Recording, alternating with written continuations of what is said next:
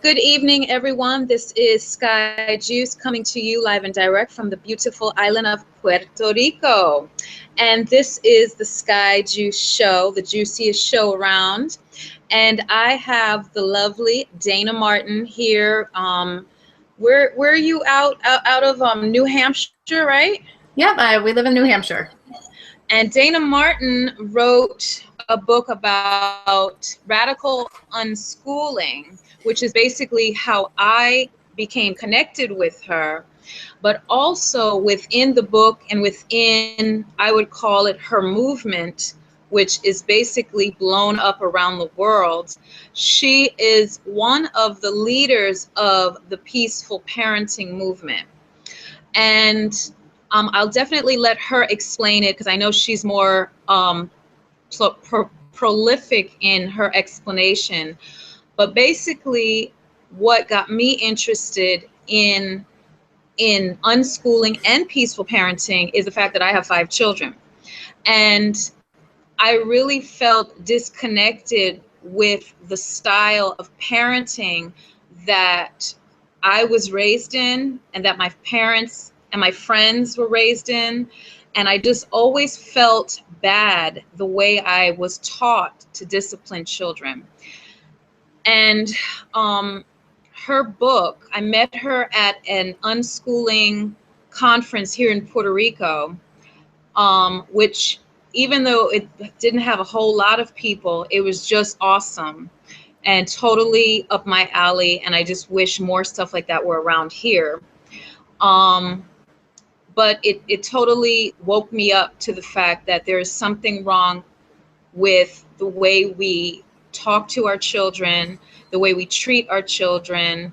And her book woke me up also to how to do it differently. So that's my little intro on what we want to talk about. I have friends who are parents of children of all ages, from babies up to teenagers, and I talk to them and they get frustrated all the time. And so that is the biggest question, Dayna, for this evening, even if it organically goes into other directions, is how can we get parents to not be so frustrated with parenting? And how can we change the paradigm of making children feel like they're enslaved to us or something like that? You know what I'm saying? Yeah, I do. It's a whole different parenting paradigm. So that's a good way to put it. Most of us were raised in what's called an authoritarian parenting paradigm. And this is really different. It's a partnership-based parenting paradigm. It takes a lot of undoing and unbrainwashing and rethinking your parenting choices to be able to even start on this path. I'm getting kind of a lot of feedback. I can't really hear myself. I'm not sure where it's coming from. Okay, what I'll do is I'll mute myself while you speak, and then I'll unmute when you're not speaking. Okay, awesome. Yeah, it was great when I met you. I can't believe how long ago it was now. I came together with a friend who was interested in presenting this movement to Puerto Rico. And when I went, I met a lot of really cool people. I'm a raw food chef, and not as big of a raw food chef or as renowned as Skai by any means, but I couldn't wait to meet you. I mean, I remember looking it up going, oh my gosh, I can't believe I'm going to meet her. She is amazing. And I was so nervous. First time I saw you, it was like this aura was around you. And I remember being so nervous to go up and introduce myself.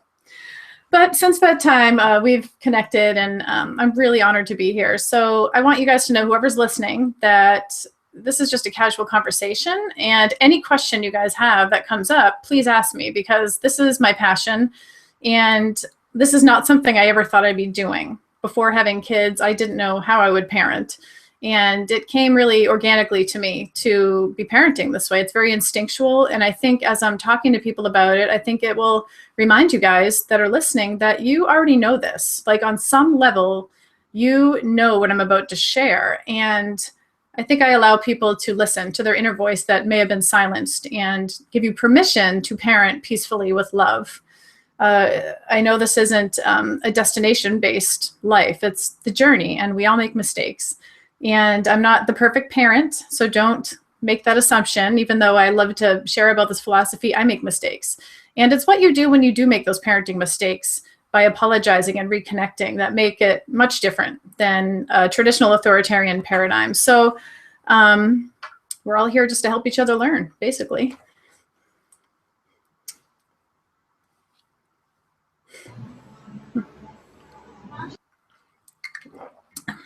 Do you have any specific questions to start off, Skai? Oh, I think you're muted. I can't hear you. There we go.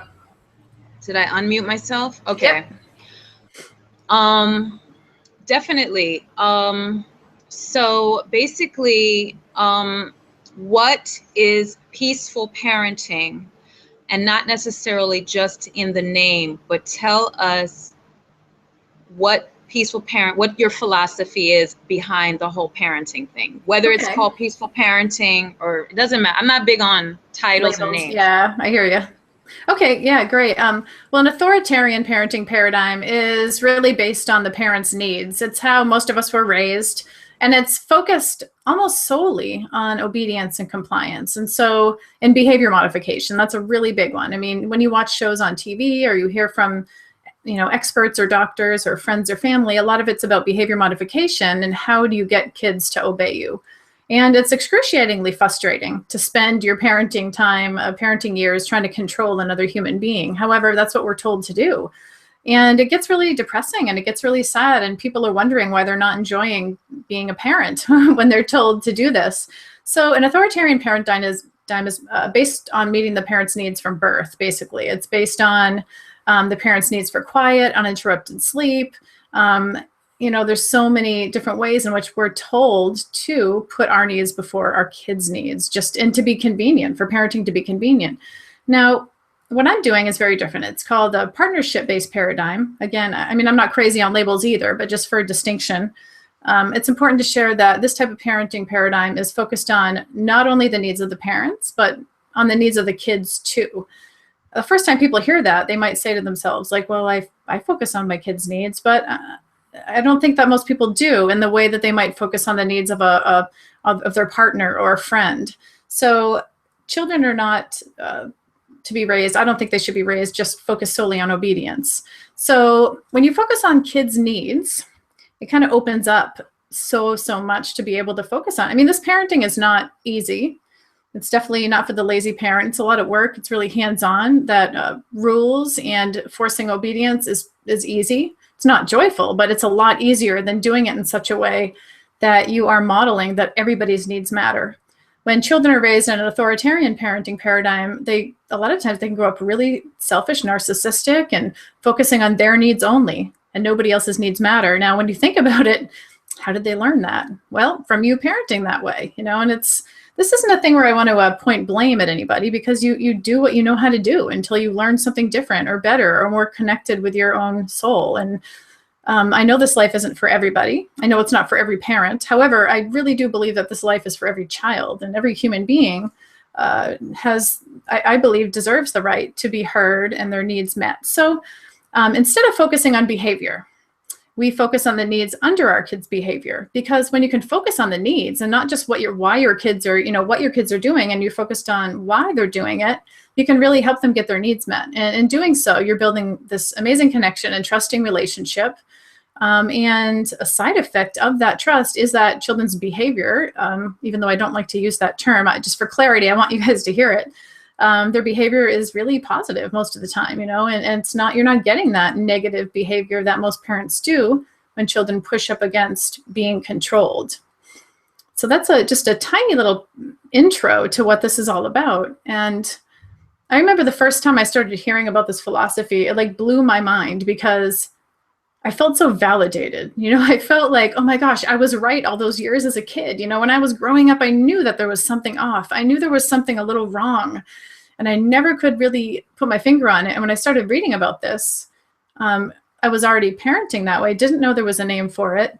And I remember sobbing, people have to hear about this. They have to hear that everybody's needs matter equally. And in doing so, you're modeling that to your kids, like I said, and we're much closer to world peace when you model to children that everybody's needs matter. it does. Oh, go ahead, Sky. Okay, so can you hear me? Mm-hmm. Okay, good. I just want to make sure. Okay, so I'm definitely not where you are in the parenting realm, but I know I'm closer than before when I first met you and I first learned about it. So I'm going to basically speak on behalf of those parents who don't even get what you just said. Because what they need is a visual on what that would look like. Because what do you mean focused on the child? You know what I mean? Like, what does that look like? What do you mean? Like, they can just do what they want to do. They could say what they want to say. Give us a visual, an example of what that would look like, and go from there. And also, if you let me know if you hear feedback, because I turned the fan off, and I don't know if that's what was messing up my sound. I think it was, because I don't hear it anymore. Okay, good. Alrighty, and we have a visitor here with us. So, but can you give us a picture of maybe what does this model look like? Okay, well, I mean, it's amazing because it looks different when you have a baby or a toddler, and as your children grow, it's going to look different there too. But what I mean is, this all started for me when I had a baby. When my son Devin was born, I have 4 kids, just to let everybody know. I have 4 kids, 2 boys and 2 girls. I have 2 teenagers, a son who's 16, a daughter who's 13, a daughter who's 10, and a son who is 7. And none of them have ever been to school, and none of them have ever been punished. And the first time people hear that, they must think, oh my gosh, it must be crazy there. And I think you'd be surprised. If you came and stayed with me, you'd see that our kids are not these bratty kids demanding everybody meet their needs. I mean, they fight like normal siblings, but the way that it looks is, I remember when I had Devin, and people around me told me that I shouldn't hold him when he, like, every time he cried. Like, I was told right from birth that he might manipulate me. And so when he did cry, I should respond sometimes, and the other times let him cry and make sure he's on a feeding schedule. And I started, my first day home at the hospital, I remember trying to go by that advice, and it just didn't feel right to me. I put him down in his little cradle on the other side of the room, and my mother-in-law told me not to pick him up, or else he's going to manipulate me, and get used to that. And I remember she left, and I ran over to him and picked him up and apologized. I'm like, I'm so sorry. I'll never do that to you again. And from the beginning, I just listened to my heart. So, just to give you an example of the behavior thing, say your child is bouncing a ball up against the wall in the house, like your 2-year-old, and it's driving you crazy. And you're afraid something's going to get broken. Like a traditional parenting mindset would be to tell the child to stop, stop doing that, and or whatever. And then you'd start the countdown with this whole counting thing. I'm going to count to 5, and if I get to 5, you're getting the ball taken away. And so you start counting, and the child, I mean, we've all heard it in stores, people counting. And I do the counting. A lot of people do. I hear it all the time. So, but what I like to do is share that your children's needs your children are people too. And that's so cliche, I know, but they are human beings with the same needs you have and every other person on this earth. How would you feel, Sky, if, I came over to your house, for example, and I started counting because you weren't getting me my coffee soon enough. Like, Sky, get my coffee. 1, 2, and you'd be like, get the hell out of here. What are you doing? This is crazy. I treat my kids like I would a friend, like the respect that you deserve as a friend. I treat my kids the same way. So, okay, going back to the ball thing. My needs are just as important as my kids' needs. So this is not like a completely child-led approach. And I think that's where a lot of people get confused, because they think that the parents have to be martyrs and all of their needs go on the wayside, but that's not true. So my 2-year-old is bouncing a ball, and obviously that's fun for them. They want to bounce the ball, but my need is that stuff doesn't get broken in my house, and the sound might be annoying. So I would make a suggestion of, hey, why don't we go bounce the ball outside, or bring them somewhere to continue to bounce the ball, for example, somewhere safe that feels okay to me. So you're honoring their need in that way. And it might be a different need than the ball. I'm just kind of using that as an example. So I kind of always thought to myself when the kids were little, like, what are they wanting to do? Like, what are they hoping to get out of this? And how can I get my need met and feel respected also? So it takes some problem solving, some critical thinking. But rather than just focusing on obedience and threats and punishment because they're not meeting your need for quiet or your need, and we're finding ways to get creative so everybody's needs get met. So it's common sense, but it's not, because I think we get really triggered. Like a lot of times parents will kind of say a demand to their child or tell them to do something. And when the child doesn't do it, it triggers them so bad. And all their childhood issues come like tumbling forward. And you feel like so upset that you had to listen and obey and they're not. And there's so many issues we haven't really dealt with ourselves sometimes as parents until these things come up. So I think that's important to acknowledge too. Yeah. So question, how do you get with that model, how do you get manners and respect from children? Because that's the big thing that I feel around me. Like I feel the energy around me from other friends who are parents are, oh, you can't let your child talk to you that way. That's disrespectful. That kind of thing. Like, how do you get them to respect you if you don't teach them boundaries, I guess? Mm-hmm.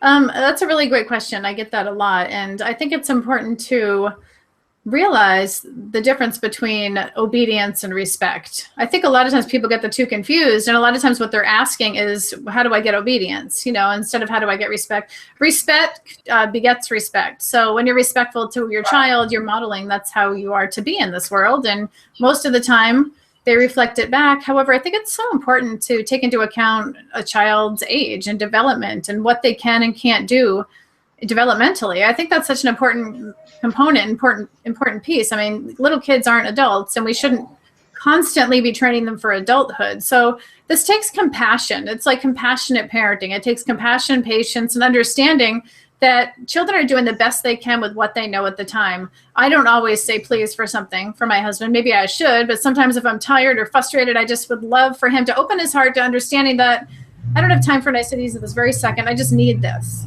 and we do that for each other. And so to extend that same understanding to your children and just talking to them about it. I mean, if your child's demanding something of you and you feel like, you're waiting on them hand and foot to kind of share your feelings and just say, when you ask me like that, it just kind of hurts my feelings. But that's hard to do if a child's like really struggling in the moment and they're frustrated. They're not going to be in a place to really hear what you have to say until they move through that. But children learn respect from being respected. Mm-hmm. Yeah, that's a good answer.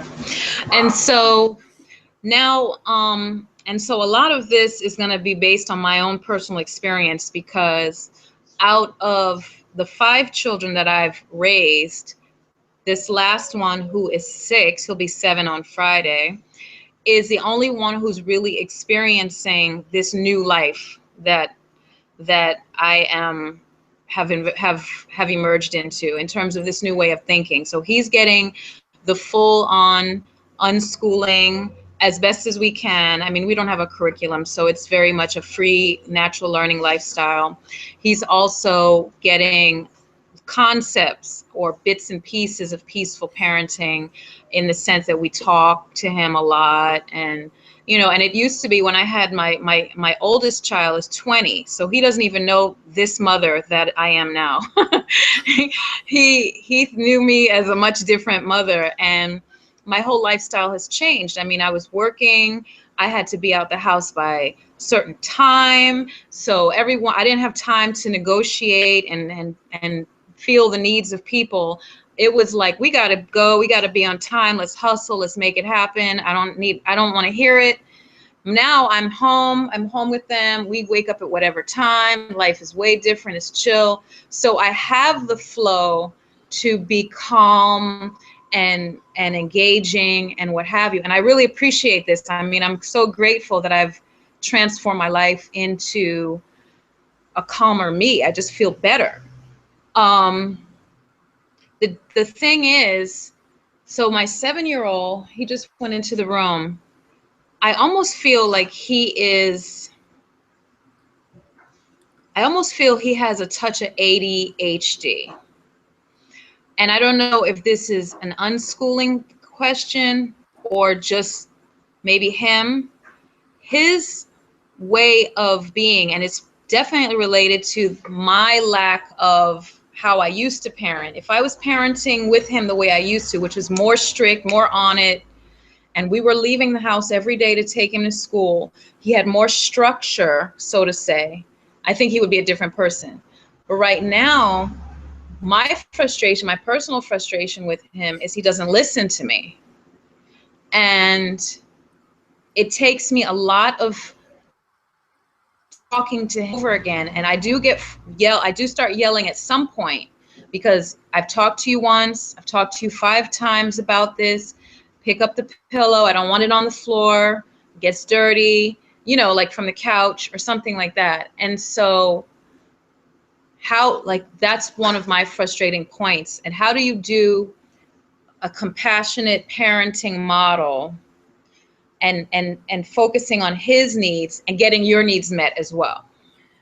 Yeah, I mean, it's such a multi-layered question. I might ask you, I guess what came to my mind hearing you toward the end of what you were sharing is like, sometimes if you're changing your parenting ways, the old, you know, controlling mindset tries to control us. And so say that you say, hey, buddy, can you pick that pillow up? And he's in the middle of something and he doesn't. Sometimes you get locked into that power struggle instantly. Then it becomes about you versus him over peace. You know, you want to be respected and obeyed or listened to over choosing peace. And so like if you're right near the pillow, I mean, just to pick it up and throw it on the couch yourself, if that's what's bothering you.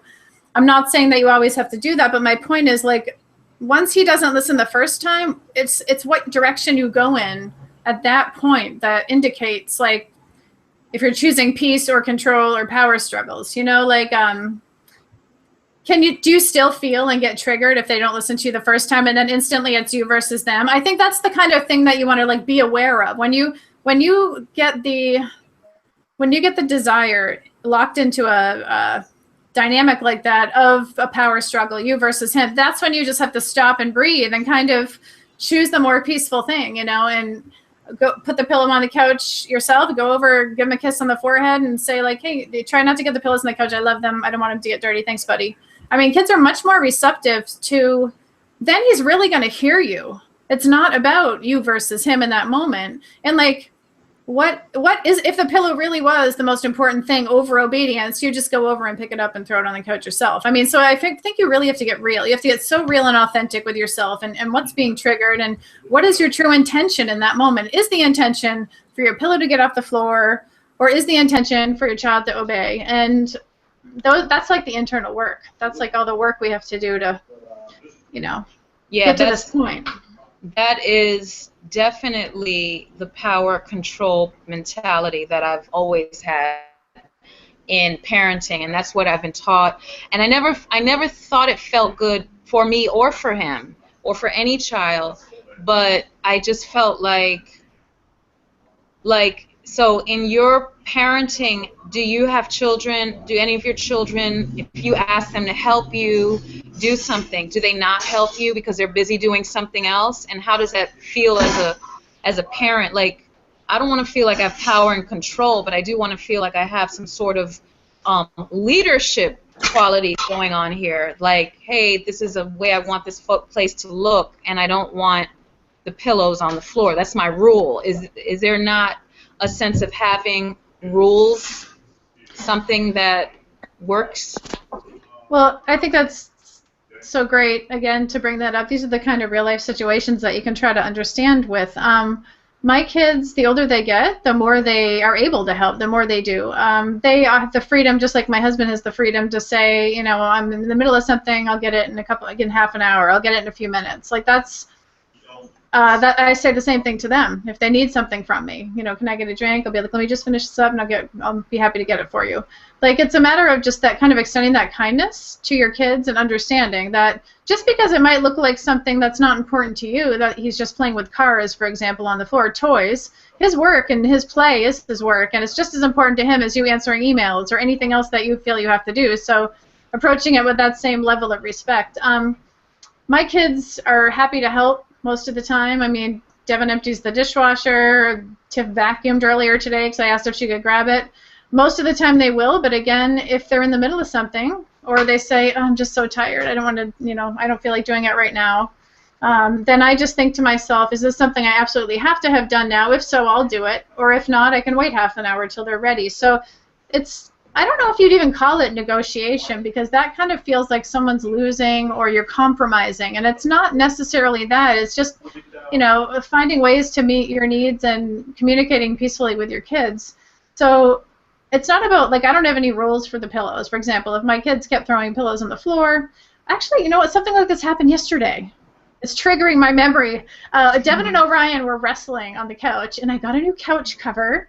And I hate having to tuck it in, like, all the time. When they were really little toddlers, hell, I didn't even really care what my house looked like necessarily as far as style, but it's kind of like my thing now. I love it. I love the pretty couch cover to look good, and so I'll just be like, guys, please, I don't want you to wrestle on there. I don't want to have to untuck that, like, what about the dining room or going over in the room next door? Can you wrestle somewhere else? So you're not just focused on what your needs are. You're recognizing that you have needs. You don't want your couch to get trashed in that moment, but they want to play, and they have needs too. So I think it's really empathetic and compassionate to then say, hey, if you guys want to wrestle, can you do it over somewhere else? That happened last night, and Devin said, yeah, I'll bring the kids next door, and they were over there for 20 minutes wrestling and having fun. So it's not about no rules. It's about having your own, like, standards or morals or values, but honoring the fact that theirs might be a little different. My standard and level of cleanliness in our home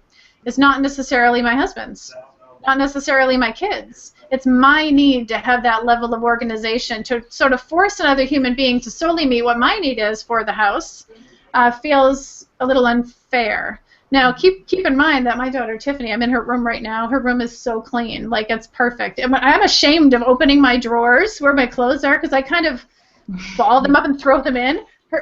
She's immaculate. She has a different level of clean. So when you raise your kids in such a way that you enjoy and appreciate organization, and your house is clean, they get used to that level and that standard of cleanliness, and they really do, when they get old enough, keep up with it. Like, Tiff will be like, oh, the floor, I'm going to vacuum, it's driving me crazy. And so you just have to kind of model and be what you want them to be.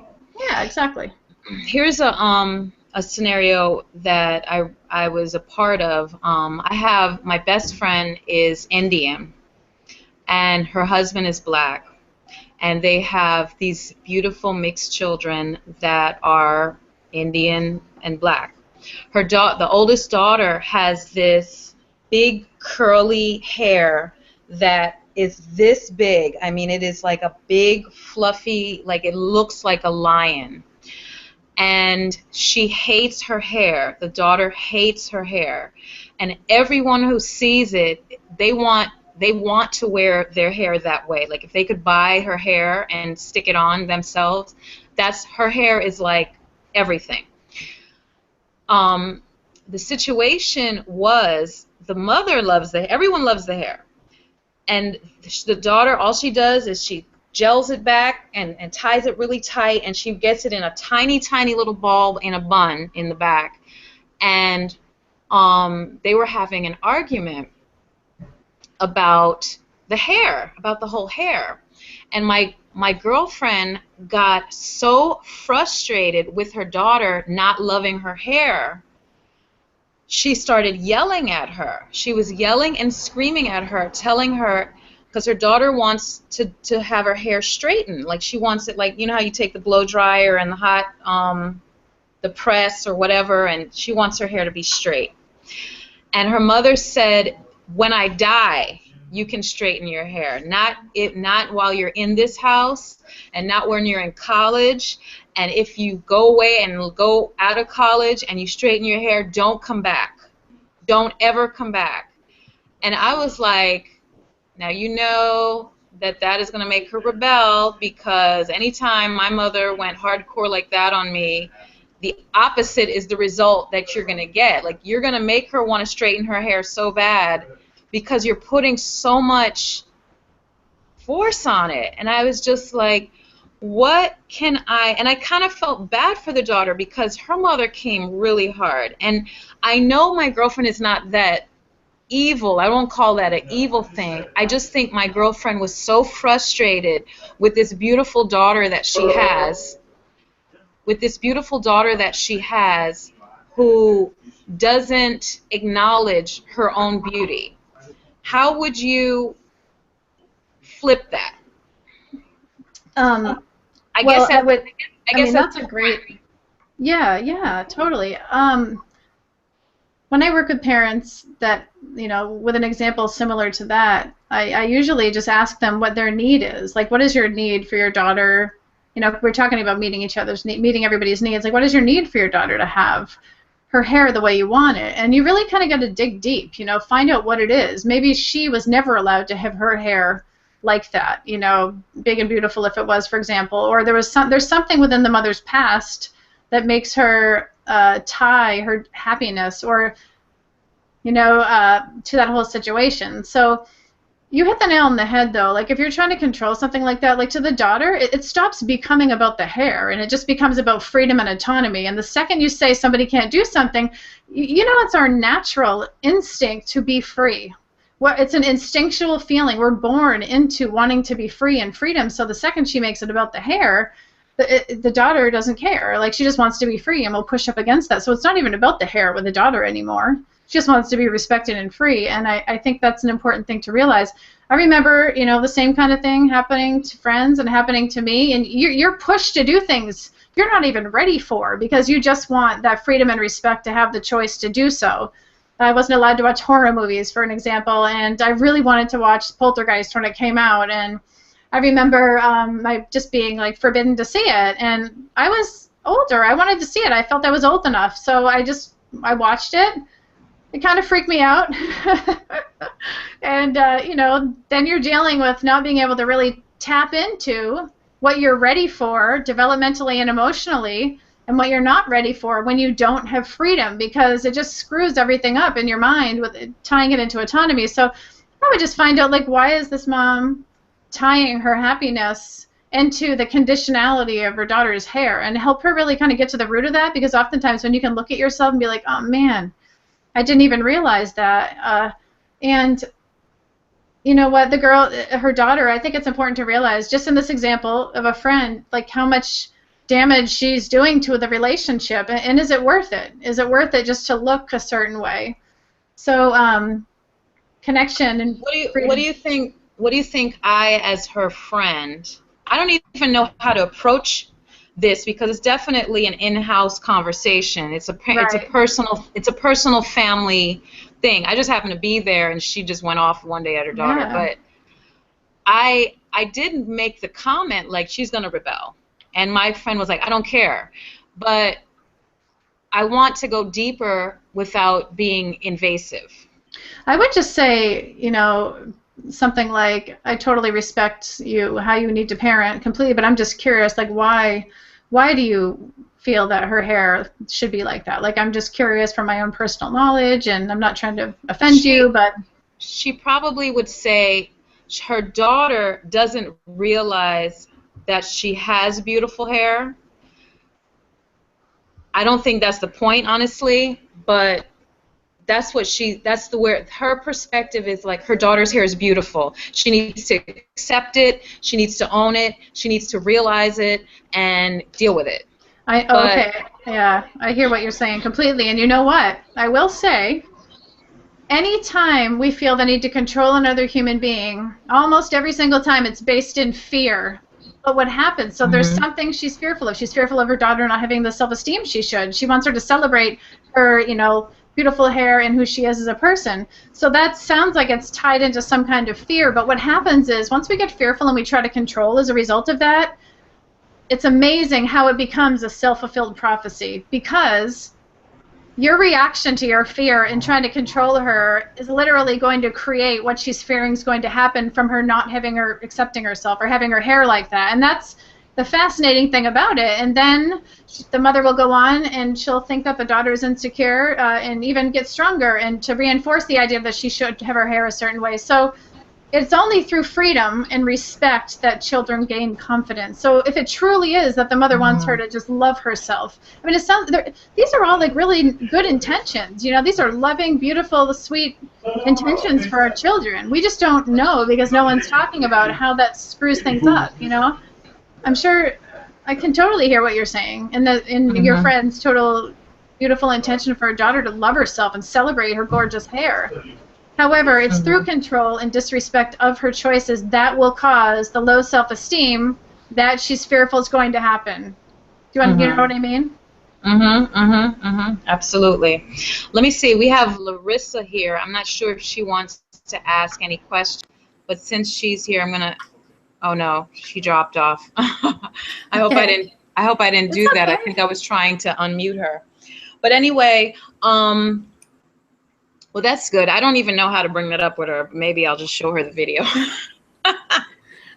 Well, I mean, you can just totally, you can be loving and understanding. It's about being, you know, it's about being compassionate to our friends. I think so many people get locked into, you know, you hear this new parenting path, and then you shift into judgment of other people who aren't parenting this way. And it just really, it's not a healthy thing to do. You got to open your heart to compassionate understanding that not everyone's going to be on board fully with this type of thing. And she's doing the best she can. But as a good friend, just trying to tap into her fear and just see if you could help her let go of that and find out what her real root and what her need is in this control.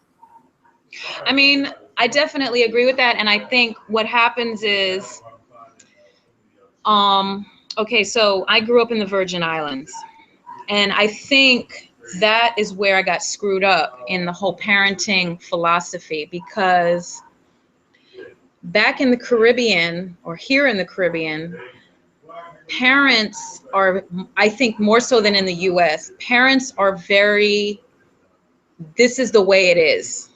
You know, there's no communicating with children. There's no talking to them about, well, what would you like to do? My mom was that kind of mom to me, actually. She was different than my friends' parents. In fact, my friends loved my mother. They called my mom on the phone during the teenage years when they had boyfriends, because they couldn't talk to their own mother about this guy they liked.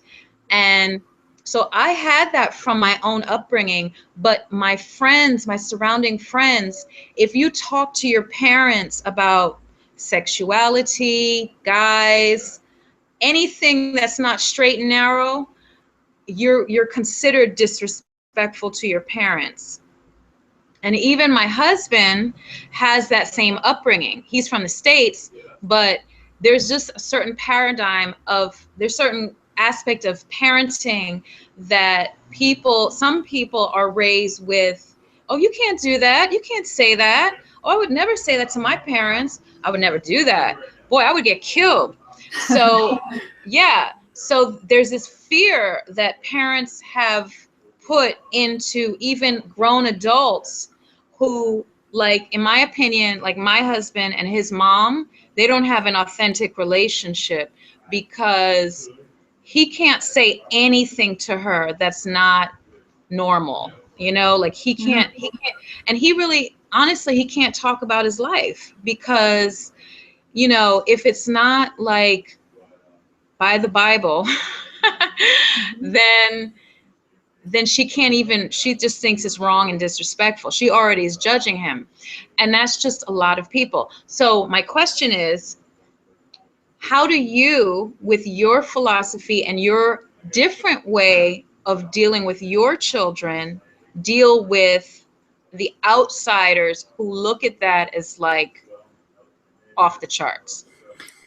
Yeah, that's a really hard aspect of this life, you know, even when the little decisions in the beginning to breastfeed for longer than 6 months, or, you know, co-sleeping, that's another thing that people think is kind of weird, but we did until the kids outgrew the need. And I think the hard thing about it is that, you know, most of us, especially women, were raised to be people pleasers. And so we have this conditioned, you know, idea of living and way of living where we want to please other people and we want them to be happy with us.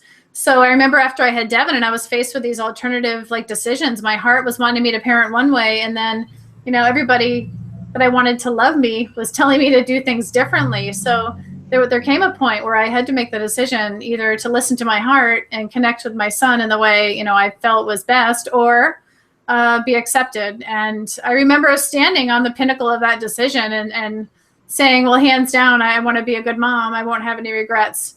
It's not always easy, and different cultures have different ideas, and so it's definitely a challenging aspect of this life. So I think that's going to be, different people are going to handle it different ways. When it comes to being with family, like for holidays and so forth, I don't bring it up. If somebody asks me about, parenting or schooling, I answer really vaguely and then kind of ask them about themselves. It's called like the pass the bean dip method, right. Like, oh right. yeah, we're doing great. Oh, I love that sweater. Where'd you get it? Because people love to talk about themselves. So no, but they're gonna know in how you, like, if you're at a family function, and they're gonna know your parenting is different by the way you and your children relate to one another. They're gonna be like, how are they talking to each other? They're gonna just know in the behavior of how you guys relate. So what happens then? I think it speaks for itself, actually. That's the interesting thing, is when you're parenting joyfully and confidently, there's nothing to really argue about. I mean, I don't order my kids around or count. I never have, or demand. I talk to them like, regular people. The interesting thing is, I just thought of this whole idea or concept. I don't demand things of my kids in front of other people, or ask them, I should say, to do things. I know that sounds weird, and the way that I'm trying to describe it is really important for you to understand what I'm saying. I don't set up the dynamic around people that don't like get this parenting so that my kids are going to like disobey me in front of them. So I'm not going to say, for example, around other people, go get that, or do this or do that, because I think that's when tension happens, when people see your kids like not obeying. They're just trying to help you, and they want to help you. And so they're just like, why don't you listen to your mother? Or why are you doing this? You should punish him. So I just don't set up dynamics like that around people that don't get it. Does that make sense? Mm-hmm. Yeah. So what happens if it becomes like a natural moment? Like, Devin, can you get me some water? Well, he would if he wasn't in the middle of something. Like, that's the whole thing, is when you're, yeah, I mean, I know what you're saying, but I just would go, like, I'm thinking when they're really little, and that's what the hard thing. I think when they're older, it's different, because don't you think so? When they're little, like our son's ages, when they're small, I would just connect with him around other people. Like, if he was getting bored or upset, like, I would just be close to him during that time to be able to help him. And if an issue came up, I would just kind of be right there, and we're just quiet and kind of humble about how we exchange. I might say, can you come to the bathroom for a second? And then just talk to him and say, Nana doesn't really like when you take all her little things off that shelf, sweetie. So why don't we just leave him, go play with this instead. So I don't want to embarrass my kids in front of people. And I think that's a big thing. People always embarrass kids in front of other people. It's humiliating to be scolded. It is, around other people. I can't stand that. And I can't stand when people do that. Well, think even when like our partners, like, or our mothers, or like somebody tries to control us in public or says something demeaning, it's so humiliating, even as an adult, like. Absolutely. And you like just turn inside out. So I take that awareness that kids are human beings too, and they feel that. We just don't think about that. We don't care, or we don't think about it. It's never an issue. So I don't want to embarrass them in front of people. So I always, if I have something to share, we'll kind of, if we're around other people, just say, can I talk to you for a second? Come here, sweetie. And be how your vibe is really important too. You want to be like high vibe as you can, be happy and, authentically. If you're not, you're not. I'm not saying to fake it, but just if you're keeping on like a high vibe, peaceful place when you're around other people, people are generally not going to criticize you. If you're reaching out to your friends and you're like apparently suffering, if you're in that place like, oh my God, they won't do this or they won't do that, your friends want to help you. And so they're naturally going to step in and tell you what you're doing wrong. Right. So you just really have to kind of pre-pave these situations, before we go to my husband's family, or before we go and do something with a group of people I'm not that familiar with, or I just kind of like think about the situation in my head, like how I'd like it to be, and maintain a positive vibe. If issues come up, be really private and respectful about it to my kids, so nobody else really is involved. You know,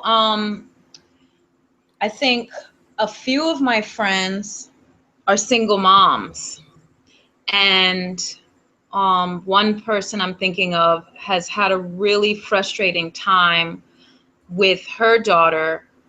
And I think that her daughter's super, and she's sassy and she's straightforward and knows what she wants. And her mother is definitely on accord with this type of thinking, but like I said, it's a job.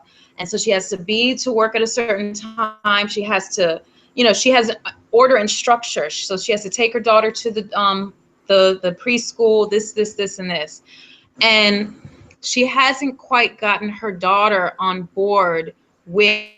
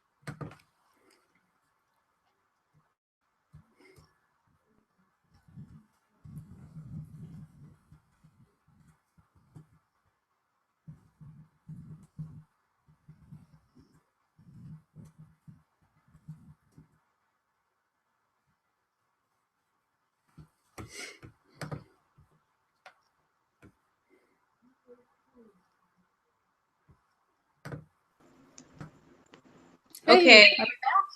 Oh, I'm glad you stayed there. I don't know, my computer just shut can you hear down me? completely.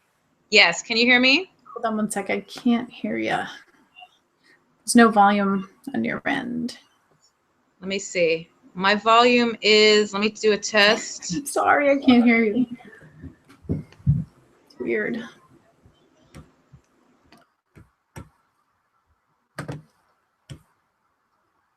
Can you hear me now? Is your mic muted or something? That's so weird. I wish we knew sign language. Let me see.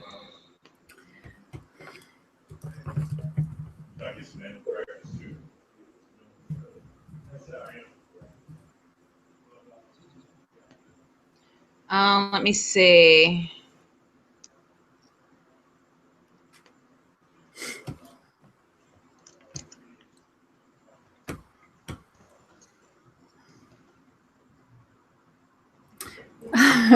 Wait, you could type questions to me if you want. I can't hear anything you're saying. That's so weird. I've never had this happen with Google Hangout.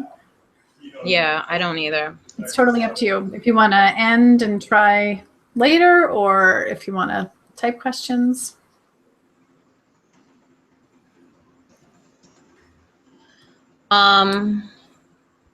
Okay. We could always do a part 2. I would love to come back, and we could have a part 2 Okay. anytime you want. Okay, guys. Well, I will say goodbye on my end. Thank you so much for tuning in to this awesome hangout with Skai. Skai is an amazing person. She's such a great resource. If you don't know about her yet, you gotta follow her. She is amazing, and she's inspired me in a lot of ways. So thank you, Skai, for having me on. It was an honor to be here. And sorry about the glitch here with the Google Hangout, but it happened. So this is good. Now we can do a part 2, like another time. Definitely. I'm not sure. Thanks, guys.